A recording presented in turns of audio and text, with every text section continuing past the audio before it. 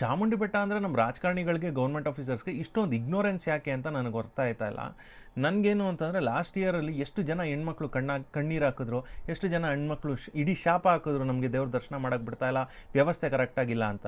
ಈಗ ಆಲ್ರೆಡಿ ಆಷಾಢ ಹತ್ರ ಬಂದ್ಬಿಡ್ತು. ಏನು ಮಾಡ್ತಾ ಇದ್ದೀರಾ? ಚಾಮುಂಡಿ ಬೆಟ್ಟನ ನೋಡ್ತಾ ಇದ್ರೆ ಸುತ್ತಮುತ್ತಲು ಬರೀ ಕಸನೇ ತುಂಬವೆ. ಮೇಲಕ್ಕೆ ಹೋಗಿ ಬಸವನ್ಗೆ ಹೋಗೋಣ ಅಂತಂದರೆ ಟಾರ್ ರೋಡ್ ಇಲ್ಲ, ಸೈಡ್ ವಾಲ್ಸ್ ಇಲ್ಲ. ಅದಾದ ಮೇಲಕ್ಕೆ ಹೋದರೆ ಪ್ರಸಾದ್ ಯೋಜನೆ ಅಡಿ ಏನೋ ಮಾಡ್ತಾರೆ.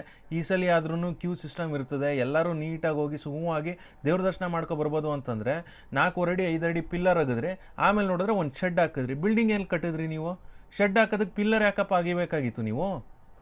ಆಮೇಲೆ ಈಗ ನೋಡಿದ್ರೆ ಆ ಶೆಡ್ ಒಳಗಡೆ ಬ್ಯಾರಕೇಡ್ ತುಂಬಿಸಿಟ್ಟಿದ್ದೀರಾ. ಶೆಡ್ ಪಕ್ಕದಲ್ಲೆಲ್ಲ ಕಾರ್ಗಳು ಪಾರ್ಕ್ ಮಾಡ್ತಾ ಇದ್ದೀರಾ. ಮತ್ತು ಕಾರ್ಗಳನ್ನ ತಗೊಂಡೋಗಿ ಅಲ್ಲಿ ಪಾರ್ಕ್ ಮಾಡೋದಾದ್ರೆ ಪಾರ್ಕಿಂಗ್ ಯಾಕೆ ಇಟ್ಟಿದ್ರಿಯಾ? ಅಲ್ಲ, ಇಷ್ಟು ಚಾಮುಂಡಿ ಬೆಟ್ಟದ ಮೇಲೆ ಅರಾಜಕತೆ ಏನಕ್ಕೆ ಆಯ್ತೈತೆ? ಚಾಮುಂಡಿ ಬೆಟ್ಟ ಅಂದರೆ ಇಷ್ಟೊಂದು ಇಗ್ನೋರೆನ್ಸ್ ಯಾಕೆ ನಿಮಗೆ?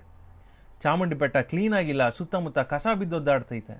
ನಾನು ನಿಮ್ಗೆಲ್ಲರಿಗೂ ಕೇಳ್ಕೊಳ್ಳೋದಿಷ್ಟೇ, ನೀವು ದೇವ್ರನ್ನ ಕಾಪಾಡಿ ಅಂತ ನಾನು ಹೇಳ್ತಾ ಇಲ್ಲ. ದೇವರು ನೆಲೆಸಿರುವಂಥ ಸ್ಥಳ ಅದು ATM ಮೆಷಿನ್ ಥರ ನಿಮ್ಗಳಿಗೆ ಕಷ್ಟಪಟ್ಟು ದುಡ್ಡನ್ನ ಜನ್ರೇಟ್ ಮಾಡಿ ಕೊಡ್ತೈತೆ. ಅದರಿಂದ ಎಷ್ಟೊಂದು ಯೋಜನೆಗಳ ಕಾಸು ತಗೋತಾ ಇದ್ದೀರಾ. ನೀವು ಬೇರೆ ಕಡೆಯಿಂದ ಕಾಸು ತಂದ್ಬಿಟ್ಟು ಯೋಜನೆ ಮಾಡೋದು, ಅಭಿವೃದ್ಧಿ ಮಾಡೋದು ಬೇಕಾಗಿಲ್ಲ ಚಾಮುಂಡಿ ಬೆಟ್ಟಕ್ಕೆ. ಚಾಮುಂಡಿ ತಾಯಿ ಉಂಡಿ ಹಣದಿಂದನೇ ಅಭಿವೃದ್ಧಿ ಮಾಡ್ಬೋದು.